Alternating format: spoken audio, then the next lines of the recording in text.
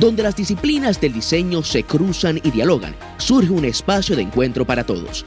Desde los pasillos de la Escuela de Arquitectura y Diseño de la Católica, entre planos, maquetas y creatividad, nace un punto de encuentro. Bienvenidos a tu espacio. Ahora comienza Espacio Común.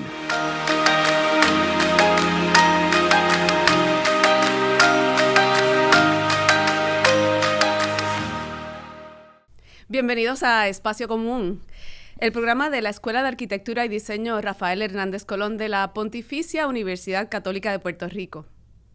Este es un espacio de diálogo en el que compartimos y debatimos ideas sobre arquitectura, diseño y ciudad, integrando las disciplinas profesionales que conforman nuestra oferta académica. Un foro que reúne voces diversas comprometidas con construir desde distintas perspectivas un verdadero espacio común.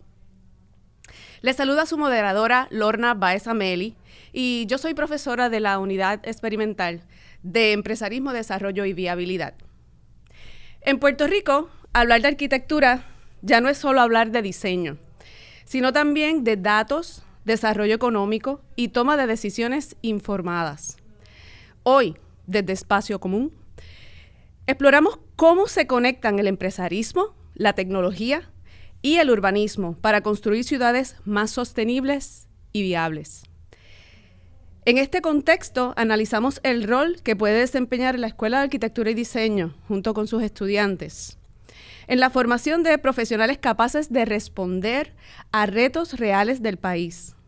Para esta conversación, nos acompaña Giancarlo González Ascar, emprendedor tecnológico y creador de Urbital, una plataforma que utiliza datos para transformar la manera en que entendemos el mercado inmobiliario y el desarrollo urbano de Puerto Rico. Bienvenido, Giancarlo. Gracias, Lorna, por la invitación. Yo, desde la perspectiva de no arquitecta, estoy en la Escuela de Arquitectura hace más de 10 años impartiendo temas de empresarismo, de innovación.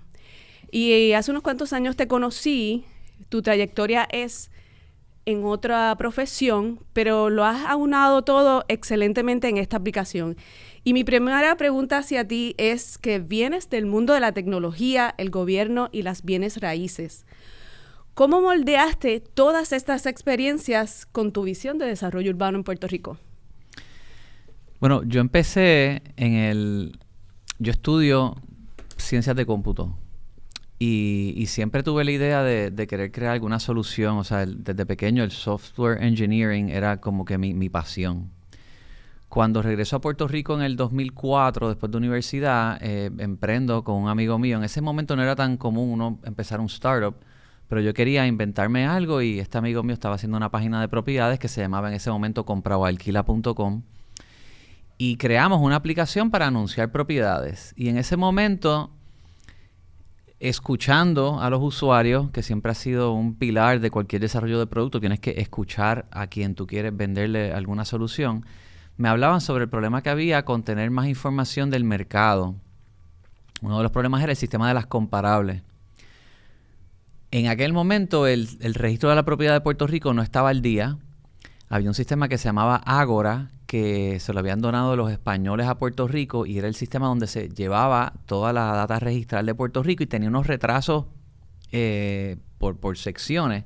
Había muchos retrasos, tú no podías contar con eso. Entonces, para resolver el problema inmobiliario de que tú tuvieras comparables para seguir otorgando préstamos de financiamiento, la banca se unió y entre todos los bancos le daban a una entidad las hipotecas mensuales para crear una base de datos de las propiedades financiadas, que en aquel momento representaba como el 80% del mercado, y tener pues comparables de todo lo que se estaba vendiendo. Y ese fue otro producto que hicimos que se llamó TasaMax. Nosotros hicimos compraoalquila.com, LeaseMax, que era para vender propiedades, y TasaMax para ver comparables. Y logramos resolver bastantes de los problemas del mercado, pero me daba cuenta de las faltas que habían al no tener un sistema de registro actualizado. En el 2012 yo vendo todas estas suites de programas, lo compra GFR Media en ese momento dado, y de repente en el 2013 como que me echo para atrás y digo, bueno, ¿qué voy a hacer ahora?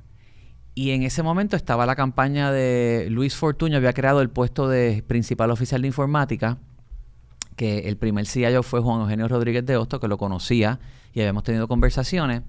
Y ese puesto como que me empieza a llamar la atención a mí porque yo decía, mano, yo vi los problemas en el sector inmobiliario, veo muchos otros problemas como emprendedor que se pudieran hacer aplicaciones y si está la oportunidad de hacer algo con ese puesto, yo lo haría. Conozco a Alejandro García Padilla y le digo, yo sería tu CIO. Y él me dice, pues ese puesto es nuevo, eso está por orden ejecutiva, eso no tiene ni presupuesto, ¿para qué tú quieres hacer eso? Y yo, no te preocupes, ¿para qué? Yo sé para qué yo quiero hacer ese puesto. Y cuando él gana, está la oportunidad de entrevistar para el puesto y me dieron la oportunidad. Y me llevé conmigo ciertos problemas que quería resolver. Entonces se encaminó el desarrollo de Caribe, que es básicamente el nuevo sistema del registro de la propiedad, que se puso al día. Hoy día tú vas a Caribe y tú encuentras en tiempo real las transacciones que se hicieron ayer, están hoy entradas allí. Se abrió el catastro digital, que antes tú no podías ver, el mapa del CRIM no era accesible gratuitamente. Ahora tú puedes entrar y ver el mapa catastral y las propiedades allí. Y se encaminaron otras aplicaciones con las que tuve que ver, o se desarrolló la Zapata para encaminar aplicaciones como lo es Sesco Digital. Mucho de eso se encaminó con mi gestión. Cuando en ese momento yo siempre decía que pues si yo puedo resolver los problemas digitales a los ciudadanos, creo que avanzamos mucho como sociedad. Y si miramos hoy pues lo que es Sesco Digital, lo que es Caribe y uno tener pues el tracto registral digital accesible, pues se resolvieron muchos problemas. Todavía falta mucho que se pudiera hacer, pero hicimos mucho de eso. Y de repente, pues cuando me voy del gobierno y quiero volver a trabajar en algo, me encuentro con que todavía habían problemas y retos en el mundo inmobiliario, y ahí es que está la salida de Urbital. Pero la ato también a que no solamente el mundo de las aplicaciones te resuelve los problemas, sino que en tu vida cotidiana, si tú todavía tienes problemas con tu entorno, con las aceras, con donde caminas, pues esos problemas persisten y resolver el ámbito digital no te va a arreglar el ámbito físico. Y pues Urbital empieza a combinar el tema del espacio físico con el digital, porque yo vi que resolver los problemas digitales únicamente no van a mejorar la calidad de vida de todo el mundo. El manejo de datos es bien importante, pero ya tú lo llevas a otro nivel y es al ser humano que está en ese espacio, ocupando ese espacio, y de eso se trata la carrera de arquitectura y de diseño, atender esos espacios. Y hablaste de muchas soluciones que tuviste la oportunidad de desarrollar desde el gobierno, que son herramientas hoy día para esta profesión. ¿Lo pensaste en esos profesionales o lo pensaste más alrededor de ese usuario? No, yo lo pensé más alrededor del usuario. Y yo miro una aplicación y digo, ok, ¿cómo un usuario interactúa con ella y qué necesita el usuario? Pues en el entorno de Urbital. Es una aplicación que te recopila muchos datos inmobiliarios, de transacciones, de lo que se ha vendido, de lo que hay a la venta. Yo también me puse, por ejemplo, a recopilar los datos de las averías eléctricas. ¿Qué reporta Luma de avería en una urbanización, en un barrio, en un sector? Y agarrar esa información y relacionarla a la información de las compraventas en esa zona para decirte a ti cuán frecuente se fue la luz en esa zona. ¿Verdad? Si tú quieres vivir ahí, tú quieres saber no solamente los precios, quieres saber cosas relacionadas a tu calidad de vida ahí. Pues la disponibilidad eléctrica es una de ellas. Me topé con que los datos de Luma no son certeros, tienen ciertas discrepancias, es difícil relacionarlos. Fue un reto gigante poderlos relacionar, pero hicimos parte de ese ejercicio, se relacionaron, pero no son tan certeros como tú quisieras. Entonces me doy cuenta que pues hay otras fuentes de datos que uno puede buscar. Por ejemplo, hay 150,000 rooftop solars instalados en todo Puerto Rico. Esos paneles se activan tan pronto se va la luz. Esos son 150,000 contadores inteligentes. Que si Tesla, que todos tienen batería Tesla, si Tesla me diera a mí la información de esas averías, ellos saben con mucha más precisión el estado de la red que el propio Luma, en muchos casos. Wow. Y pues fue una fuente alterna que me fui a buscar a ver si podía encontrarla, pero pues por motivos de seguridad Tesla no te da la dirección, los datos granulares de lo que ocurre y no fue lo que hubiera querido. Pero así pues me he ido como en una búsqueda encrucijada de encontrar qué datos la gente puede querer. Por ejemplo, cuántos árboles hay, cuántas sombras hay en una zona. Si tú vives en un área particular y vas a caminar, ¿a cuántas sombras está asociada tu zona? Hay un dato en Estados Unidos que se llama el Walkability Score, que te mide pues cuántos negocios cerca hay, hospitales, restaurantes. Y ese Walkability Score en Puerto Rico es bien difícil de calcular y en muchos casos es cero, es bajo. Muchas veces tienes que depender de un carro para todo.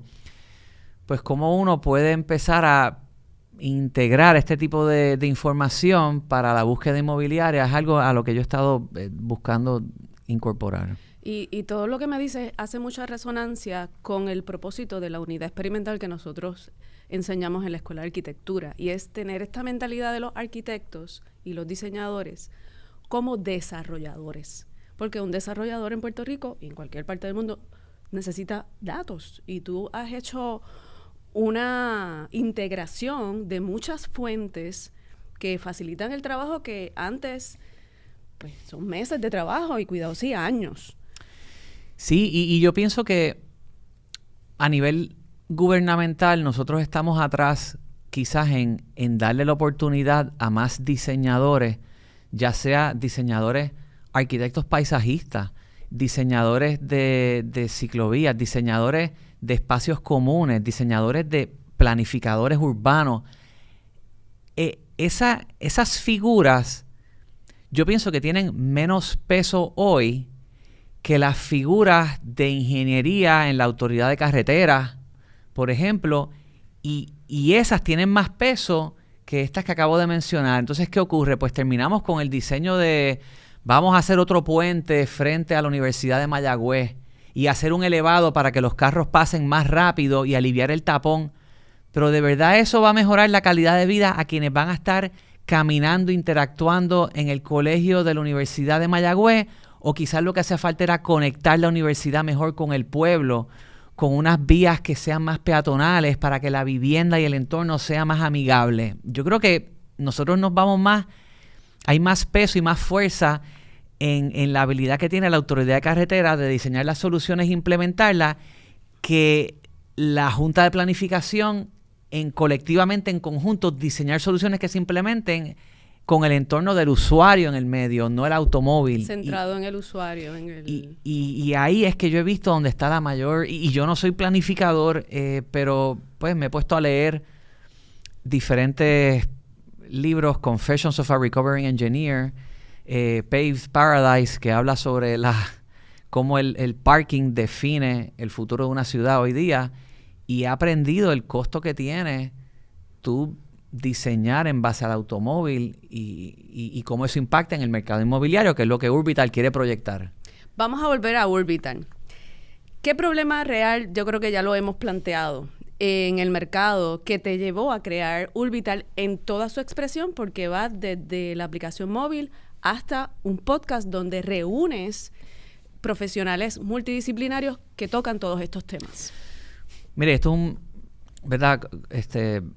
Consejo a cualquiera que esté emprendiendo. Cuando uno está empezando un negocio, una aplicación, muchas veces el presupuesto es limitado. O sea, tú tienes que hacer inversiones tanto en desarrollar una aplicación, desarrollar el producto, el negocio, y luego tienes que mercadearla.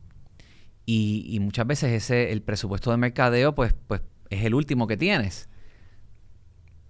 Para yo mercadear Urbital, yo conozco mucho de lo que se llamaba en ese momento SEO, que es Search Engine Optimization, optimizarte en los motores de búsqueda, que hoy día ahora la connotación es AEO, Ask Engine Optimization. Tú le preguntas a ChatGPT, claro, y qué recomendaciones te va a hacer. Y para tú optimizar tu negocio en eso, la manera más eficiente de hacerlo es creando contenido. Si estás ya sea escribiendo, puedes escribir blog posts. Yo blogueé por muchos años y escribía. Hoy día los contenidos visuales han tenido más aceptación, más auge, mercado, claro. Es más fácil. Y de la nueva generación. Es más interactivo. Nativa en eso. Así que la idea del podcast surge más como una respuesta a tengo que mercadear la aplicación que hice, la quiero promover, yo voy a hacer un podcast donde voy a crear contenido relevante a la industria y de esa manera pues contribuyo al mercado, contribuyo a algo positivo que la gente quiera escuchar y eso me va a retornar en ayudarme con que la gente encuentre mi aplicación en base a las respuestas que estoy contestando. Así que el podcast nace de ese lado. La aplicación es más bien pues Puerto Rico... Uno ve la crisis de vivienda, o sea, en una encuesta que se lanzó antes de las elecciones, se preguntó cuáles son los retos más grandes que enfrenta Puerto Rico y la gente decía, pues, vivienda y energía, seguridad, pero pues la vivienda está como que en el medio de todo esto y Urbital en parte atiende la necesidad de viviendas más bien como una aplicación que te responde a darte los precios y la actividad del mercado. Tú vas a encontrar ahí lo que se ha vendido, lo que hay a la venta, un análisis de precios, si tú estás pasando por una herencia, por un divorcio, si estás buscando comprar, estás buscando vender. Urbital te va a ayudar a encontrar las respuestas de por lo menos de dónde estás parado con ese activo, qué valor puede tener y si quieres tomar una decisión informada o asesorarte, hay profesionales que te pueden ayudar a través de la aplicación. En ese sentido, pues la herramienta te lleva a resolver esos problemas, pero hay muchos otros problemas alrededor que persisten. ¿Por qué el proceso de herencia es tan lento? ¿Por qué hay tantos estorbos públicos? Pues, ¿cómo se resuelven? Yo trato de presentar esas soluciones y quizás aportar a desarrollarlas, a que sea más fácil hacer algún tipo de gestión. Y si me quieren escuchar, la implementamos. Y si no, pues ahí está puesta hasta que alguien la quiera ejecutar. Genial. Hay que comenzar la conversación difícil. Y me encanta porque, traes diferentes profesionales que desde su perspectiva aportan a buscar una solución. Una solución quizás está en las utopías, pero conversando vamos adelantando un poquito el camino. Sí. Y me he dado cuenta, por ejemplo, que la solución de la vivienda no tiene una varita mágica y no hay un culpable específico. No son los Airbnb acaparando y desplazando a todo el mundo. No es solamente los precios altos de construcción. Es un abanico hay una serie de problemas y son un montón de diferentes componentes que van a ser la solución. Y quizás si se rompe en pedacitos, uno los puede ir atendiendo. Por ejemplo, hace poco el municipio de San Lorenzo hizo la primera subasta pública viva voz de estorbos públicos. Wow. Y hicieron 7 simulacros antes de llevar esto a la primera subasta. Se subastaron 6 propiedades. Él tiene identificadas en inventario creo que 1,200. Y San Lorenzo está corriendo con ese proceso de subasta viva voz. Y San Lorenzo, que no es un pueblo grande. No. Y tiene 1,200 sí, propiedades. Varían. He entrevistado, por ejemplo, al alcalde de Coamo, Tato García Padilla, y al alcalde de Toabaja, Betito Márquez, que han hecho otros tipos de soluciones para el problema de los estorbos. Y está Luis Gallardo del Centro de la Reconstrucción del Hábitat, que implementó el primer banco de tierra en Vega Baja, donde se crea una entidad que es la que recibe las propiedades para luego determinar como un criterio de uso que puedan tener, ya sea patrimonio histórico, ya sea vivienda asequible, y disponer de ellas bajo esas reglas para que le lleguen a quien le tienen que llegar. Y así pues uno va encontrando los diferentes problemas y las soluciones, y en Urbital yo lo que estoy tratando es de aterrizar en todos los diferentes retos que hay de vivienda y cuáles pueden ser esas soluciones, y si puedo ayudar a implementar algunas bien, y ahí estamos. Genial. Las dimensiones son infinitas, pero hay un camino a seguir. Definitivamente. Excelente conversación que hemos tenido en esta primera mitad de nuestro episodio en Espacio Común. Amigos, es momento de hacer una pausa. No se retiren, porque al regresar continuaremos nuestro diálogo sobre arquitectura, datos y emprendimiento. Los esperamos. Donde la arquitectura y el diseño recorren la ciudad y se convierten en herramientas para tu vida. Conecta con Espacio Común. Comunícate a espaciocomún@pucpr.edu. Porque tú eres parte de nuestro espacio. Espacio Común. una producción de la Pontificia Universidad Católica de Puerto Rico.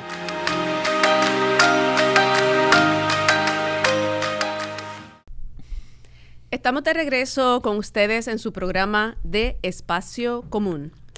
Retomamos esta conversación con Giancarlo González Ascar de Urbital y vamos a hablar ahora un poquito más en detalle sobre el podcast. Allí abordas temas de vivienda, urbanismo y desarrollo sostenible. ¿Qué conversaciones crees que el país no estaba teniendo antes de ese espacio radial y en podcast también, en ese formato? Mira, una que me han dicho varias personas era el tema de urbanismo, de calles completas. Muchas veces en los medios uno ve muchas noticias sobre desplazamiento, sensacionalismo, y la gente no necesariamente estaba mirando, pues, ¿qué es lo que ocurre detrás de todo esto? Nosotros empezamos a hablar un poco más sobre la movilidad, el transporte. Hace poco hubo unas vistas sobre la extensión del proyecto del tren urbano. Se han hecho documentales. Hace poco salió un documental que se llama Entre las Vías, muy bueno, sobre el tren urbano que lleva 20 años, cumplió 20 años el año pasado, y ver qué futuro puede tener. Pero tú no escuchabas un espacio que consistentemente tocara el tema sobre desarrollo urbano sostenible centrado en el ciudadano. Y Urbital un poquito empezó a llenar eso, más bien porque empecé a ver que la calidad de vida de las personas está atada directamente al entorno donde vives, y que sea un entorno más caminable. Uno viaja a cualquier parte del mundo, vas a Europa y a nosotros nos encanta. ¿Y por qué te encanta? Bueno, quizás es porque no te tuviste que montar en un carro a visitar y a caminar y a ver toda el área que estuviste caminando, si ya sea en Córdoba, en Madrid, en Sevilla, en Italia, en Alemania. Las personas les encanta el walkability. Y entonces vienes a Puerto Rico y no. Y yo vivo en el viejo San Juan y veo las diferencias entre lo que han hecho los cascos urbanos, los cascos históricos en otras partes del mundo y en el viejo San Juan. Y entrevisté a Jorge Santini y hablamos sobre el proyecto de Satur. Lo recuerdo, ese episodio. Y su visión de pues, cómo los espacios, si se los das a la gente entiende que esos espacios son de ellos, no de un carro, ¿verdad? Liqueando aceite parqueado en una avenida, o los tapones y los ruidos. Y esas conversaciones no se estaban teniendo. Entonces, de repente empiezo a ver y a observar. Cuando estoy guiando, observo quién está cruzando la calle. ¿Es una persona mayor? ¿Es una persona con un coche? ¿Y cómo esa persona cruza la calle? Tú estás viendo que la rampa tiene que bajar al nivel de la calle porque la calle favorece el auto. No es como lo que hoy día se define como una calle completa, que es que la calle esté elevada y el cruce se queda elevado para el peatón, y es el auto el que sube como un badén para el carro, pero eso lo obliga a reducir la velocidad, y el que camina hay más favoritismo al que camina.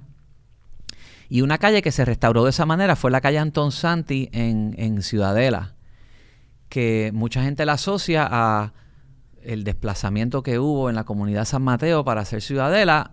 Yo lo veo más como una movida hacia la densificación urbana y pensar cómo se puede peatonalizar más la zona a favor de los que viven y están por ahí. E invierten en la zona también. Correcto, y ha sido para el favor de mucha gente que ha comprado y ha estado allí. Entonces,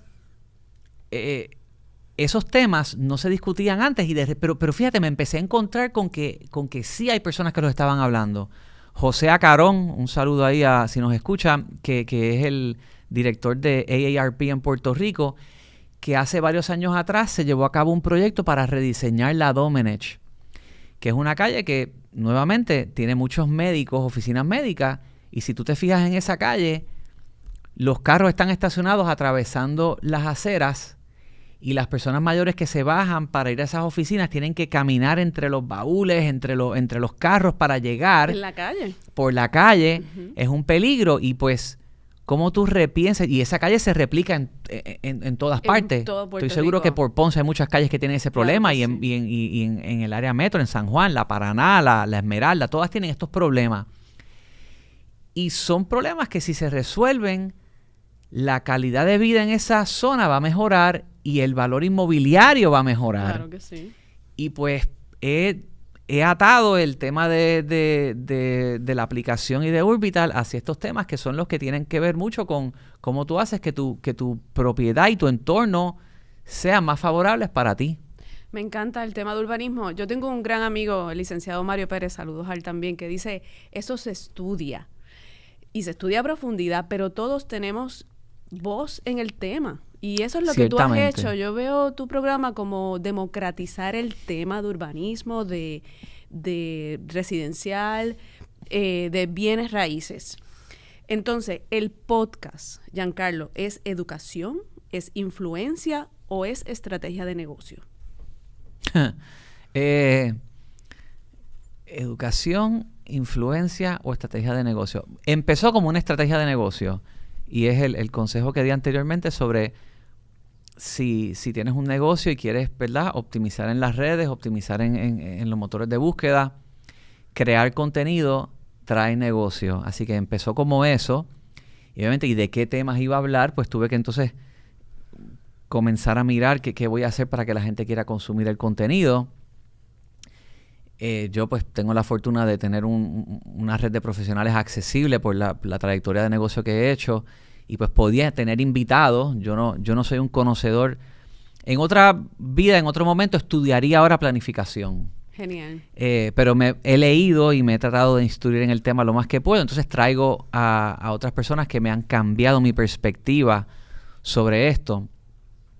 Entonces luego, pues uno quiere influenciar porque pues ahora quisiera que se mejore el área donde vivo. O sea, yo he logrado impactar a nivel digital, tú sabes, los servicios a todos los puertorriqueños, pero todavía no he podido arreglar mi barrio como yo quisiera. Uh-huh. Pues que yo quisiera que en el viejo San Juan quizás se implementen una serie de medidas que le mejoren la calidad de vida a la gente, y eso lo puedo elaborar un poquito, pero pues ahí viene el nivel de la influencia y cómo tú capturas más influencia. Bueno, pues estando más visible en las redes, teniendo más seguidores.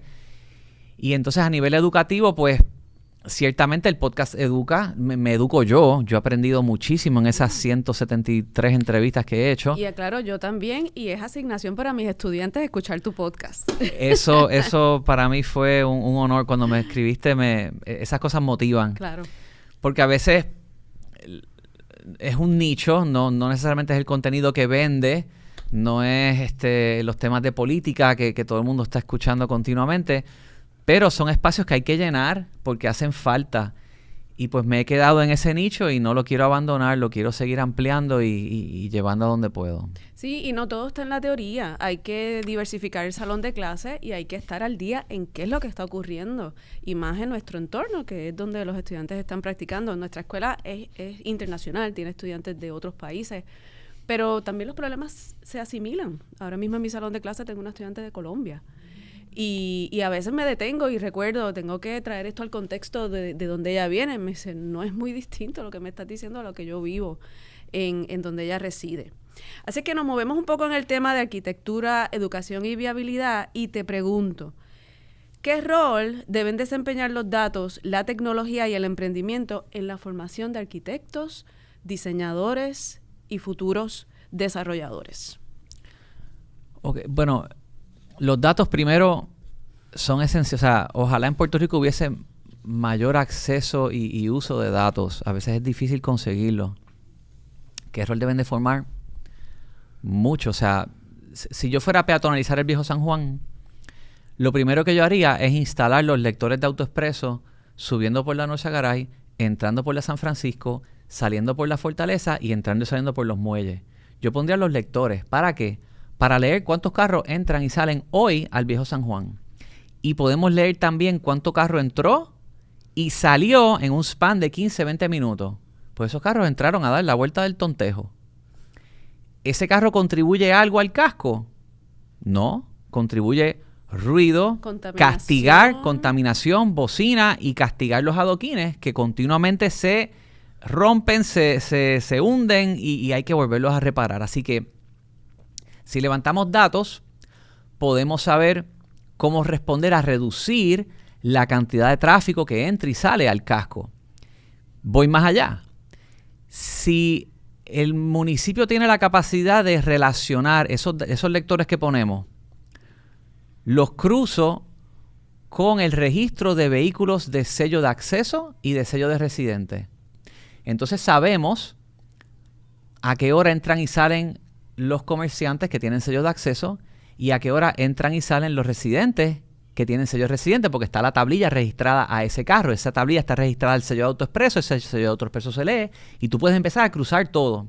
Entonces tienes una radiografía de cuándo entran y salen los residentes, cuándo entran y salen los comerciantes y cuándo entran y salen los visitantes y qué volumen. Entonces tú dices, ok, este es el benchmark. Entran 5,000 carros en un fin de semana. ¿Cómo lo bajamos a 1,000? Pues con ese punto de partida uno puede empezar a tomar acciones. Pero sin los datos base, estás dando palos a ciegas y quizás no puedes comunicar cuál fue la mejora.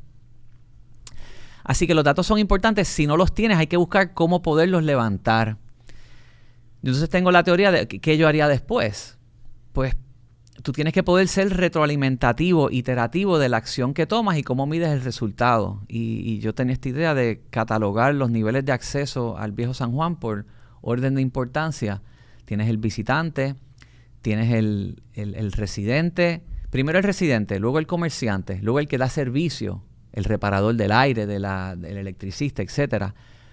Luego el turista, luego el visitante. Y cómo tú creas diferentes niveles de acceso para mejorar ese manejo de flujo.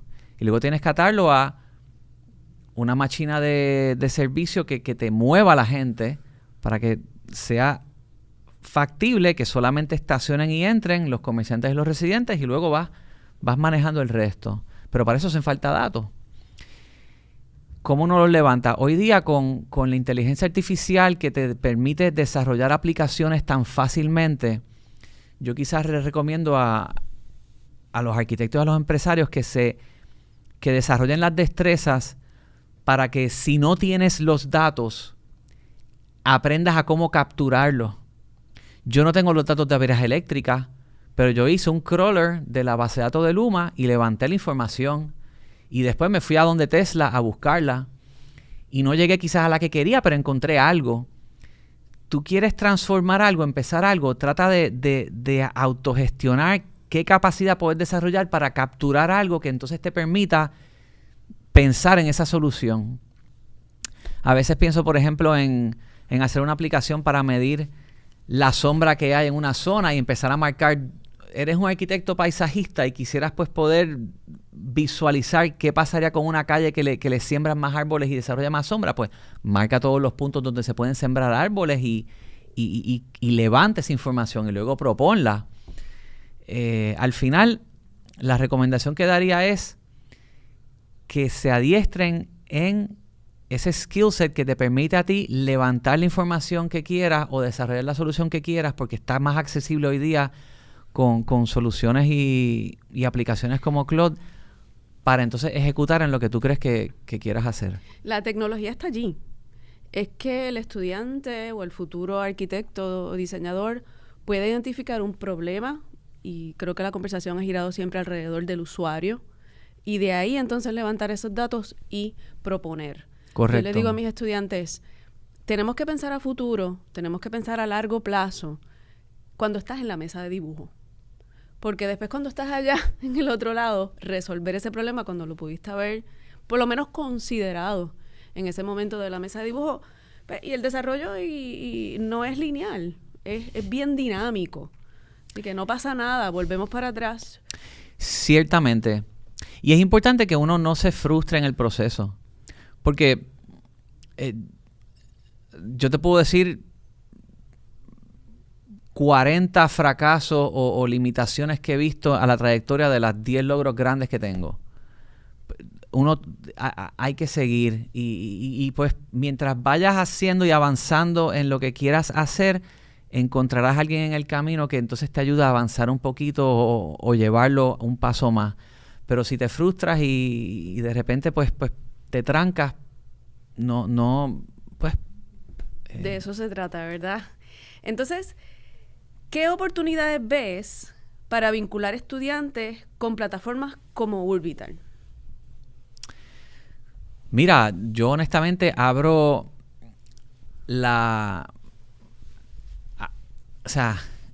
abro mi registro a personas que me digan que quieren conversar sobre algún tema particular.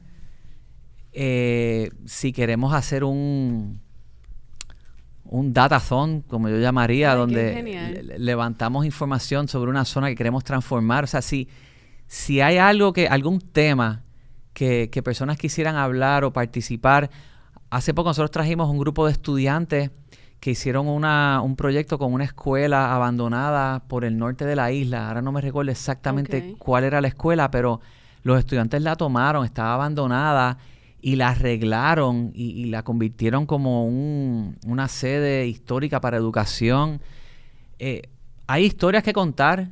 Si uno tiene una historia que contar, yo con mucho gusto abro el espacio para contarla. Y una cosa buena que yo pude hacer con Urbital fue conectar a personas que quizás no se hubieran conocido, se hubieran conectado.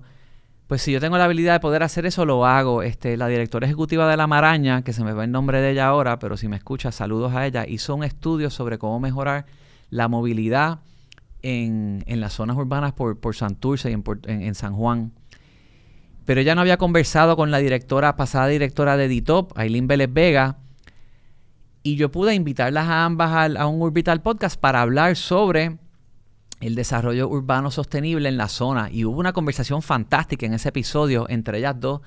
Y se conocieron porque yo las traje y las pude poner ahí. Así que si Urbital puede ser un espacio donde alguien levanta una historia y está avanzando con un tema importante para ellos, y yo puedo traer a otra persona y hacer esa conversación, pues me escriben y lo pongo ahí está accesible. Para cerrar nuestro programa, Giancarlo, y te agradezco muchísimo todo lo que nos has compartido, si tuvieras que darle un consejo a un estudiante de arquitectura o de diseño hoy, ¿cuál sería? Que se reten en buscar herramientas que los ayuden a ellos a hacer 3 veces más de lo que ellos pueden hacer. Porque hoy día la inteligencia artificial te está permitiendo amplificar tus capacidades. Y o las aprendes a utilizar para amplificarte o te quedas atrás. Yo hace 10 años había dejado de programar porque pues tengo un equipo y lo sé dirigir y diseño, pero hoy día yo ahora he retornado a programar. Antes Urbital, por darte este ejemplo, y yo tengo los diseños guardados, yo la dibujé a papel. Wow. Antes las herramientas, las aplicaciones, para mí la mejor manera de tú hacer prototipos era dibujándolos en papel. Yo tenía un montón de fotocopias del iPhone y las dibujaba ahí. ¿Cómo se iba a ver? ¿Cómo se iba a ver? Y luego me sentaba con una artista gráfica y le decía, ponme esto en estos colores, vamos a diseñar, este es el mock-up. Uh-huh. Pues ahora los mock-ups yo se los explico a una herramienta de diseño de Claude, en este caso es la que estoy usando, y v0.dev, y me desarrolla los mockups, y entonces voy al programador. O sea, yo he adelantado pasos. El trabajo de meses ahora es en horas o días. Uh-huh. Y entonces uno tiene que saber usar estas herramientas, retarse para avanzar, porque tú te puedes convertir de verdad que en un Swiss Army Knife con muchas destrezas que te ayudan a avanzar en los proyectos para que entonces crees oportunidades. Y ese sería el consejo que les daría. Eso está genial. Y sí, tenemos que abrazar la tecnología, tenemos que abrazar la inteligencia artificial y ser sabios en el uso de la misma. ¿Dónde puede la audiencia aprender sobre Urbital y todo el trabajo que estás haciendo? Pueden buscarlo, escribir en las redes o en Google o en ChatGPT, Urbital. Te va a recomendar la aplicación, urbital.io es la dirección. El Urbital Podcast igual está disponible en YouTube. Hay un canal de YouTube, Urbital Podcast, ahí están los 170 episodios. está disponible también en Spotify, en Apple Podcast.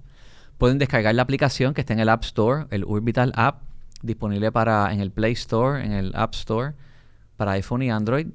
Y pues seguir el episodio, seguir el podcast. Si descargan el app o si siguen el podcast y me dejan un review, siempre es apreciado que dejen los reviews. Eso siempre es bueno.